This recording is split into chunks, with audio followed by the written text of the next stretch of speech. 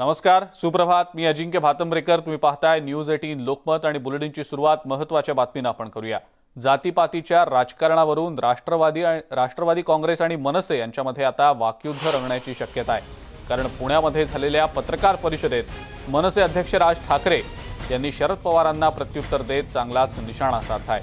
राष्ट्रवादी काँग्रेसच्या जन्मानंतर जातीपातीचं राजकारण, त्यांच्यातला परस्पर द्वेष वाढला असा आरोप राज ठाकरे यांनी केल्यानंतर त्यावर शरद पवार यांनी राज ठाकरेंना प्रबोधनकार ठाकरेंचे विचार वाचावेत असा सल्ला दिला होता.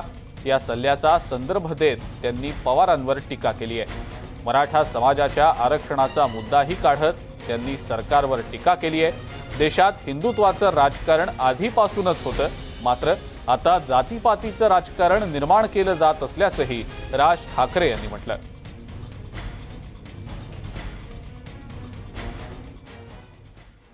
99 सालानंतर जातीपातींमध्ये एकमेकांच्या बद्दलचा द्वेष वाढला, हे माझं स्टेटमेंट होतं. आणि राष्ट्रवादी काँग्रेसच्या जन्मानंतर जातीजातींमध्ये द्वेष जास्ती निर्माण झाला, किंबहुना द्वेष निर्माण झाला दुसऱ्या जातीबद्दलचा. याच्या अगोदर कसं होतं, याच्या अगोदर आपण प्रत्येकाला आपल्या जातीबद्दल एक अभिमान होता. जातीवरती मतदान व्हायचं, तिथपर्यंत या सगळ्या गोष्टी होत्या. परंतु दुसऱ्या जातीबद्दलचा द्वेष हा राष्ट्रवादी काँग्रेसच्या जन्मानंतर सगळा सुरू झाला. आणि हे काही मला एकट्याला माहिती आहे, मी फक्त सगळ्यांना, तुम्हाला पण सगळ्यांना माहिती आहे, सर्व राजकीय पक्षांना माहिती आहे. बोललो फक्त मी की हा जो झेंडा आहे हा पक्ष स्थापनेच्या वेळेला माझ्या डोक्यामध्ये होता. कळलं का? तो मला सतत आणायचा होता. कधी आणायचा, कधी आणायचा, कधी आणायचा, हे सगळं चालू होतं. ह्या सगळ्या लोकांना विचारा तुम्ही. आणि मी एके दिवशी निर्णय घेतला की नाही, तो आणायचा. तो आणायचा आणि तो आणला. आणि त्याच्यानंतर मग हे सगळं आपलं पॅन्डेमिक या सगळ्या गोष्टी सुरू झाल्या. त्याच्यामुळे ही गोष्ट पहिल्यापासून डोक्यामध्ये होतीच. आणि एक तुम्हाला गोष्ट सांगतो, एका कडवट मराठी आणि अत्यंत कडवट हिंदुत्ववादी अशा घरामध्ये माझा जन्म झाला आहे. त्याच्यामुळे माझ्यावरती झालेले संस्कार हे पहिल्यापासून तेच आहेत, हेही आपण ध्यानात ठेवावं. महाराष्ट्रातला मराठा समाजातली मुलं मुली आज मोर्चे काढले, आंदोलनं केली. हे सगळे मोर्चे सगळे कशातनं निघाले, कसे निघाले? आणि जर समजा त्यांना आरक्षण मिळणार नसेल तर स्पष्ट सांगा ना त्यांना. ही माती भडकवून, डोकी भडकवून, या सगळ्या गोष्टीतनं जातीचं राजकारण करून फक्त त्या निवडणुकीला मतं मिळतील, पुढे काय होईल? कोल्हापूर आणि नाशिक नंतर आता नांदेडमध्ये मराठा क्रांती मोर्चाच्या वतीनं आंदोलन करण्यात आलं. खासदार संभाजीराजेंच्या नेतृत्वाखाली हे आंदोलन केलं गेलं. यावेळेला त्यांनी मराठा समाजावर अन्याय होत असून त्यांची बाजू कोण मांडणार असा सवालही उपस्थित केला. तर यावेळी त्यांनी संसदेत बोलू दिलं नसतं तर खासदारकी सोडून दिली असती असंही म्हटलेलं आहे. नांदेडमधल्या भाषणामध्ये त्यांनी अशोक चव्हाणांवर सुद्धा टीका केली आहे. नांदेडच्या सुपुत्रांना संभाजीराजेंना भेटायला वेळ मिळाला नाही असा टोलाही त्यांनी लगावलाय.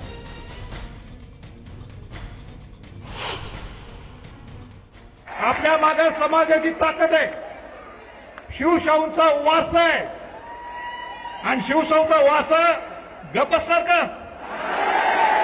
दिल्लीत सुद्धा औरंगजेबला ज्यावेळी शिवाजी महाराज भेटायला गेले होते, त्यावेळी शिवाजी महाराज सुद्धा ज्यावेळी अपमान केलं त्या औरंगजेबनी, त्या औरंगजेबला सुद्धा धुडकावून लावून तिथं बाहेर पडले. मी ठरवलं होतं, मी जर मला बोलायला दिलं नाही त्या दिवशी, अरे कुठल्या खासदारकी सोडून टाकली म्हणून.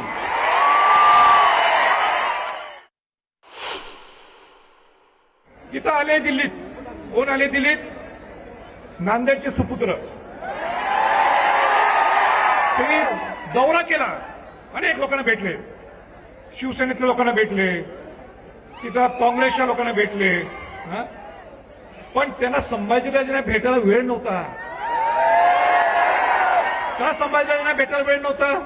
नांदेडकरांनी त्यांना प्रश्न विचारावा, त्यांना का भेटले नाहीत? समाजाचं नेतृत्व कोण करते हो? आज नाही, 2007 पासून राजकारण विरोध करतोय. विरोधी पक्षाच्या नेत्यांनी आग्रह धरल्यानंतरच संभाजीराजेंना त्या ठिकाणी बोलू दिलं गेलं होतं. आणि लोकसभेत भाजपचा एकही सदस्य महाराष्ट्रातला या म्हणजे मराठा समाजाचा या बाबतीमध्ये बोलू दिलं नाही त्यांना, किंवा ते बोलले नाहीत, ही वस्तुस्थिती आहे. त्यामुळे हे सर्व जो डाव आहे तो आता भाजपवर उलटलेला आहे आणि म्हणून डॅमेज कंट्रोल एक्सरसाइज करण्याचा प्रयत्न भाजपने महाराष्ट्रामध्ये सुरू केलेला आहे. कदाचित हे राजनच्या कानापर्यंत आलं नसावं असं माझं मत आहे आणि म्हणून या सगळ्या गोष्टीचा त्यांनी थोडीशी माहिती बारकाईने घ्यावी अशी माझी अपेक्षा आहे. काँग्रेस अध्यक्षा सोनिया गांधी यांच्या नेतृत्वाखाली व्हिडिओ कॉन्फरन्सिंगच्या माध्यमातून विरोधी पक्षांची बैठक पार पडली. या बैठकीमध्ये जवळपास 19 राजकीय पक्षांचे नेते सहभागी झाले होते. मुख्यमंत्री उद्धव ठाकरे, राष्ट्रवादी काँग्रेसचे अध्यक्ष शरद पवार, पश्चिम बंगालच्या मुख्यमंत्री ममता बॅनर्जी यांच्यासह अनेक नेते यामध्ये सहभागी झालेले होते. या बैठकीत सर्व विरोधी पक्षांनी एकत्र येऊन सत्ताधारी पक्षासमोर आव्हान उभं करण्याचा निर्णयही घेण्यात आला.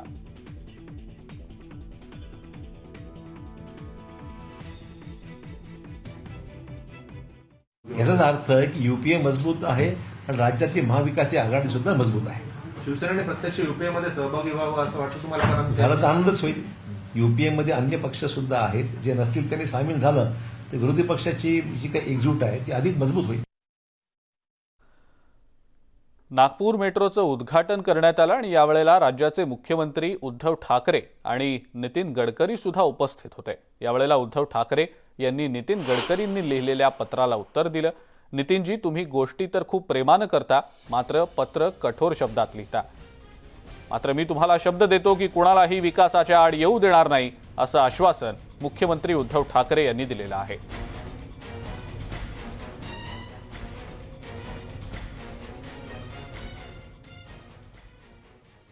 नितिन जी, आप बात तो बहुत प्यारी करते लेकिन थोड़ा लेटर सख्त लिखते हो. तुमचं आणि आमचं नातं हे थोडंसं वेगळं आहे.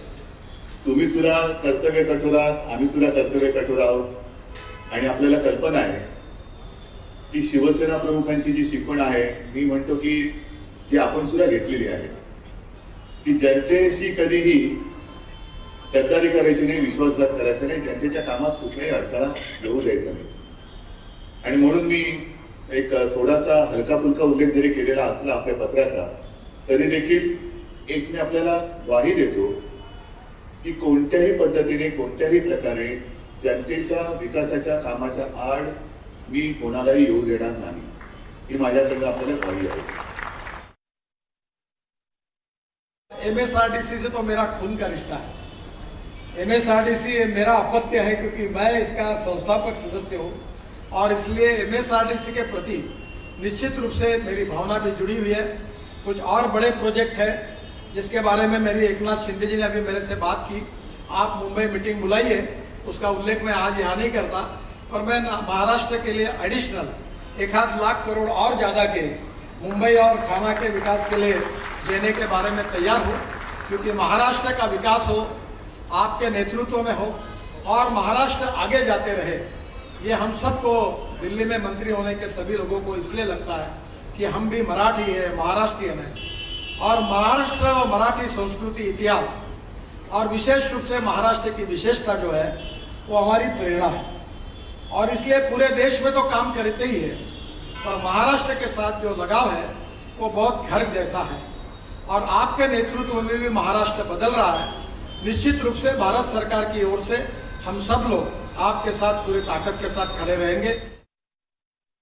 दरम्यान याच कार्यक्रमामध्ये गडकरींनी मेट्रोच्या अधिकाऱ्यांना कानपिचक्या दिलेल्या आहेत. मेट्रोचा रंग आवडला नाही तो बदलून टाका, असं गडकरींनी त्यांच्या शैलीत अधिकाऱ्यांना सांगितलं. इसका सेंटरिंग बराबर नहीं था, तो ये थोड़ा मेरे ध्यान में आया है, तो जरा कॉन्ट्रैक्टर को कसो और उसको पुटिंग लगाकर ये ठीक करने के लिए लगाओ. दूसरा, ये जो पिलर है इसको जरा कलर लगाओ. तो कलरिंग करने से क्या होगा कि और शोभिवंत दिखेगा. आपके आर्किटेक्ट से सलाह लेकर बाकी आपने अच्छा ही किया है और मेरे ये सुझाव जो है आपके कमियों के कारण नहीं है. ये थोड़ा और अच्छा अगर नीचे का भी ये प्लेटफॉर्म और आपकी जो क्षमता है.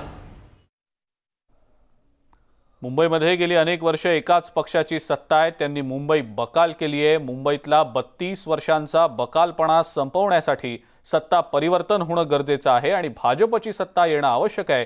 मुंबईमध्ये भाजपची सत्ता येणार आणि त्याला आम्ही जागतिक दर्जाचं शहर करणार, या शब्दात नारायण राणे यांनी शिवसेनेवर आणि उद्धव ठाकरे सरकारवर हल्लाबोल केलाय.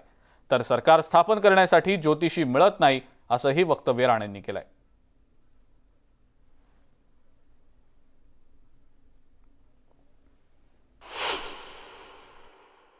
मुंबईचं परिवर्तन व्हायचं असेल, 32 वर्षाचा बकालपणा जर जायचा असेल, मिठी नदीतून वाहून जायचं असेल तर सत्ता परिवर्तन आवश्यक आहे.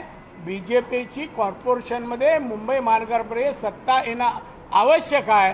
आणि आम्ही मग जे परिवर्तन करू मुंबईचे, आम्ही जागतिक कीर्तीच्या शहरांबरोबर स्पर्धा करू आणि दाखवू लोकांना की आम्ही कसं शहर बनू शकतो.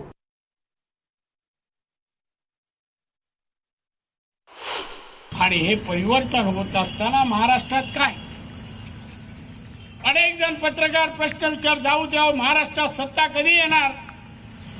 एवढं कधी येईल, मुहूर्त काढायला अजून कोण ज्योतिषी मिळाला नाही. पण आताच्या सरकारचं भवितव्य आम्ही ठरवणार. राज्यातल्या शाळा दिवाळीनंतर सुरू होणार असल्याचे संकेत उपमुख्यमंत्री अजित पवार यांनी पुण्यामध्ये दिले. पुण्यातल्या कोरोनाच्या स्थितीवर पालकमंत्री अजित पवार यांनी आढावा बैठक घेतली आणि या बैठकीनंतर झालेल्या पत्रकार परिषदेमध्ये शाळांबद्दल प्रश्न विचारला असता त्यांनी दिवाळीनंतर शाळा सुरू होऊ शकतात असे संकेत दिले. तर दुसरीकडे गणेशोत्सव झाल्यानंतर राज्यातल्या कोरोना परिस्थितीचा आढावा घेतला जाईल आणि त्यानंतर शाळांसंदर्भातला निर्णय घेतला जाईल अशी माहिती कोरोना टास्क फोर्सचे प्रमुख डॉक्टर संजय ओक यांनी न्यूज 18 लोकमतशी बोलताना दिलेली आहे.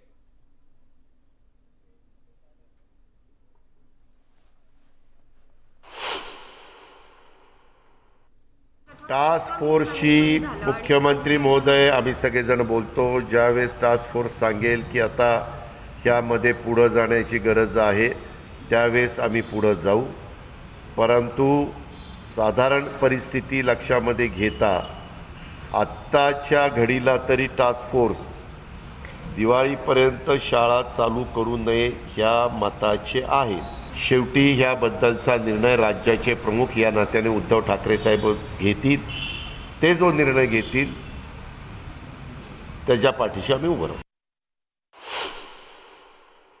मला वाटतं हा एक अत्यंत ज्याला आपण प्रुडंट अप्रोच असं म्हणू, शहाणपणाचा घेतलेला मार्ग असा होईल. आणि बघूया ना आपण सप्टेंबर कसा जातो आहे आपला, त्याच्यावरनं 10 तारखेला गणपती आहेत. पुन्हा ती पण आपण आपले जे सण आहेत तिथे आपण एकमेकांना जास्ती भेटतो, एकमेकांच्या घरी जातो. हे सगळे मुद्दे आपल्याला विचारात घ्यावे लागतील आणि मग आपण प्रारंभ करूया. दुसरी लाट आता निश्चितपणे ओसरलेली आहे असं म्हणायला हरकत नाही. तिसरी अजून उंबरठ्यावरती उभी आहे पण प्रत्यक्ष दिसलेली नाही. साधारणतः अंदाज असा आहे की आपण 15 ऑगस्टच्या आसपास सगळं काही उघडलेलं आहे आणि लोक एकमेकांमध्ये मोठ्या प्रमाणे मिसळतायत, जात आहेत. दुर्दैवानं आम्हाला जितकं मास्किंग आणि ज्याला आपण सामाजिक अंतर्भान म्हणतो आहोत अपेक्षित आहे तितकं ते ठेवलं जात नाहीये. ही दुर्दैवाची गोष्ट आहे पण ही सत्य परिस्थिती आहे. आता साधारण अंदाज असा आहे पहिल्या दोन्ही लाटांमध्ये की लोक जेव्हा इतक्या फ्रीली मिसळतात तेव्हा साधारणतः 15 ते 20 दिवसांनंतर त्याचे दृश्य परिणाम आपल्याला दिसायला लागतात. नंबर ऑफ केसेस वाढायला लागतात. तुम्ही जर जगामध्ये काय झालंय याचा आढावा घेतला तर अमेरिकेसारखं राष्ट्र की जिथे मल्टिपल स्टेट्स आहेत, युनायटेड स्टेट्स ऑफ अमेरिका, आणि काही स्टेट्स रिपब्लिकन आहेत, काही डेमोक्रॅट्स आहेत, ज्या ज्या स्टेट्सनी मास्क झुगारून दिलाय किंवा अनिर्बंधपणे परस्परांमध्ये मिसळण्याची वृत्ती स्वीकारली आहे त्या त्या ठिकाणी तिसरी लाट प्रकर्षानं दिसून आलेली आहे. आणि तिसऱ्या लाटेमध्ये उदाहरणार्थ टेक्सास प्रांत, त्याच्यामध्ये अर्कान्सास या ठिकाणी मोठ्या संख्येनं लहान मुलं बाधित झालेली आहेत. इंडोनेशिया मधले रिपोर्ट्स आहेत त्याच्यामध्ये मोठ्या संख्येनं लहान मुलं बाधित झाली आहेत. आपल्या देशामध्ये कर्नाटक, हैदराबाद इथून इनिशियल रिपोर्ट्स येत आहेत की ज्याच्यामध्ये मुलं बाधित होण्याची जी संख्या आहे ती वाढताना दिसते आहे. आणि आपण आता जे आकडे आता बोललात त्याच्यावरनं खरोखरच आपल्याला चिंता असं मी म्हणणार नाही, पण बारकाईनं निरीक्षणाखाली मुलांना ठेवण्याची गरज आहे. केवळ एवढ्याच कारणावरून टास्क फोर्स थोडंसं, ज्याला आपण कॉशस असं म्हणू, म्हणजे सावधानतेने पावलं टाकताय.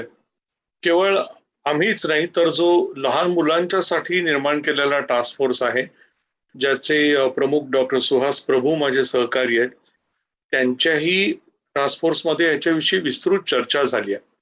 आणि खरोखरच आम्हाला शिक्षण समिती किंवा शाळेच्या बाबतीत जी माणसं आग्रही आहेत त्यांची बाजू मला समजते. आज माझाही नातू शाळेत जाऊ शकत नाहीये आणि आम्हाला समजतंय की कुठेतरी यांची बौद्धिक वाढ खुंटण्यामध्ये किंवा कुठेतरी त्यांचं सामाजिक एक संतुलन जे असतं परस्परांमध्ये मिसळण्यामध्ये हे अफेक्ट होतं आहे, हे सत्य आहे. पण everything is at the cost of the life आणि तिथं आम्हाला चान्स घ्यायचा नाही. काही विशिष्ट कारणं आहेत की ज्याच्यामुळे टास्क फोर्स थोडी सावधगिरीने आपली पावलं टाकू इच्छितो. ब्रेकनंतर आपल्या सगळ्यांचं पुन्हा एकदा स्वागत. राज्यामध्ये बेरोजगारीनं कळस गाठल्याचं चित्र आहे. राज्यात होऊ घातलेल्या MIDCच्या परीक्षेत 500 जागांसाठी तब्बल 15 लाख जणांनी अर्ज केलेले होते. त्यापैकी 2,18,000 उमेदवार परीक्षेसाठी पात्र ठरलेले आहेत. क्लार्क सहाय्यक पदासाठी 4,000वर अतिउच्च शिक्षित उमेदवारांनी आपले अर्ज केलेले आहेत.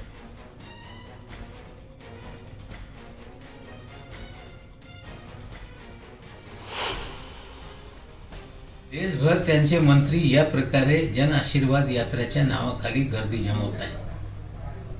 ICMR असेल, WHO असेल, विविध या क्षेत्रातले तज्ज्ञ असतील, त्यांचं सांगणं आहे की गर्दी जर टाळली नाही तिसरी लाट या देशामध्ये येऊ शकत आहे. दुसरी लाटच्या पण कारणीभूत भाजपचे नेतेच होते. निवडणुकीसाठी अफाट गर्दी जमवली. आणि या सगळ्या महत्त्वाच्या बातम्यांसोबतच बुलेटिनमध्ये वेळ झाली इथंच थांबण्याची. ताज्या बातम्या आणि अपडेट्ससाठी बघत राहा फक्त न्यूज 18 लोकमत.